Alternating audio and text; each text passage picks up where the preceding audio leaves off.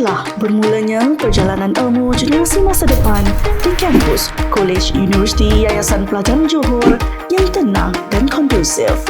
Sejak 1996, KUIPJ sebagai institusi di bawah Kerajaan Negeri Johor Darul Ta'zim komited membangunkan modal insan melalui pendidikan berkualiti. Pelancaran Johor Singapore Special Economic Zone JSSEZ membuka lembaran baru pembangunan bakat, meletakkan KUIPJ pada kedudukan strategik untuk memanfaatkan peluang masa hadapan. Di KUIPJ, setiap potensi diberi ruang untuk berkembang. Dengan ekosistem pembelajaran yang progresif, pelajar membina keyakinan, mengukuhkan keupayaan diri dan bersedia melangkah ke dunia profesional. Program di KUIPJ dirangka bagi membina asas ilmu dan kemahiran yang relevan mengikut keperluan semasa.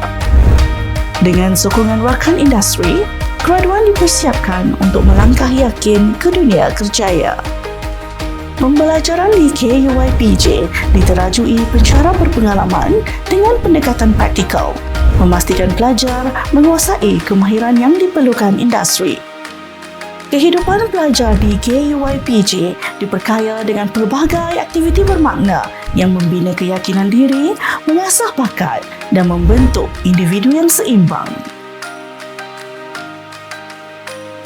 Melalui jaringan kerjasama industri, pelajar KUIPJ mendapat peluang latihan industri, penempatan kerja dan pembangunan kerjaya yang mengukuhkan prospek masa hadapan.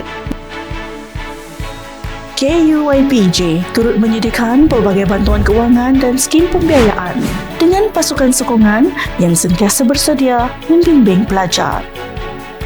Di KUIPJ, kami percaya wang bukan penghalang kepada cita-cita. Oleh itu, sejak hari pertama pelajar mendaftar, kami akan membantu proses permohonan pinjaman, beasiswa, bantuan kewangan sehingga diluluskan supaya mereka boleh fokus kepada pengajian. Ribuan alumni KUIPJ percaya dalam pelbagai bidang mencerminkan nilai dan kejayaan institusi hingga ke hari ini.